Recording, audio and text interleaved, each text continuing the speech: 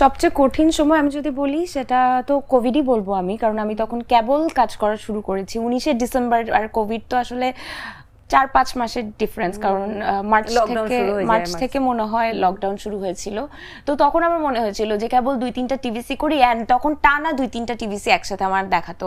তো এর মধ্যে একটা 6 মাসের ব্রেক, এই একদম কাজ শুরু করে 6 মাসের ব্রেক কিন্তু আসলে একটা অনেক বড় ব্রেক। হ্যাঁ, তখন আমি ভেবেছিলাম যে কি করব, হবে না মনে হয়, তাহলে কি আমি পড়াশোনা শেষ করে চাকরি করব কিনা এন্ড অল। তারপর দেখলাম আফটার কোভিড আবার কাজ শুরু হয়ে গেছে, প্রবলেম হয় না, কিন্তু আমার কখনো মনে হয় নাই যে কাজ করব না বা কিছু। কিন্তু অনেক সময় শুটিং এ গিয়ে এত মিস অ্যারেঞ্জমেন্ট দেখি বিভিন্ন প্রজেক্টে, যে প্ল্যানিং করে নাই, একটা জায়গায় শুট করতে চলে গেছে, কোনো পারমিশন নাই, এন্ড যে কি হয় মানুষজন এসে তো আমাদেরকে বলে যে এখানে শুট করা যাবে না আপু, এই পারমিশন নাই, এটা নাই সেটা নাই, সেটা তো আসলে আমাদেরকে বলে কোনো লাভ নাই।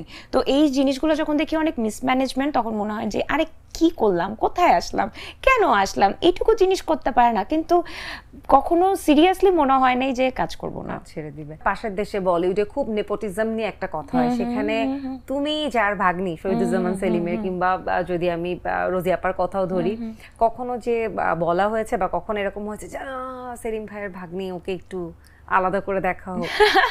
বাবা তো কখনো জানতোই না যে আমি ইন্ডাস্ট্রিতে আসছি, বা আমি যাদের সাথে কাজ করেছি ডিরেক্টর, কখনো এই রেফারেন্সে আমি দেখা করি নাই বা আমাকে কাজে ডাকে নাই যে শহীদুজ্জামান সেলিমের ভাগ্নি আসো তোমাকে আমি কাজে নিব। সব সময় আমি আগে আমাকে নিজেকে প্রমাণ করেছি যে হ্যাঁ আমি কাজটা করতে পারি, করতে পারবো। তারপরে যে জানছে যে ও আচ্ছা আমি তো তাহলে শহীদুজ্জামান সেলিমের ভাগ্নি। তো এটাও মানে আমার ক্ষেত্রে নেপোটিজম কোনোভাবে আসেই না। যখন স্ক্রিপ্ট আসে, যেহেতু বলছিলেন নিজের মতো করেই করো, তাহলে সেক্ষেত্রে স্ক্রিপ্ট চুজ করার ক্ষেত্রে কি কি জিনিসগুলো মাথায় রাখো? স্ক্রিপ্ট চুজ করার ক্ষেত্রে সবচেয়ে বড় জিনিস আমার কাছে যেটা, সেটা হচ্ছে গিয়ে গল্প।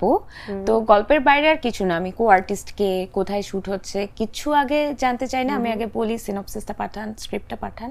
স্ক্রিপ্ট পড়ে আমার যদি ভালো লাগে, আমার মনে হয় আমার ক্যারেক্টারে ভ্যারিয়েশন আছে, আমি ডিফারেন্ট কিছু করতে পারবো, আমি ওই প্রজেক্টটা চুজ করি।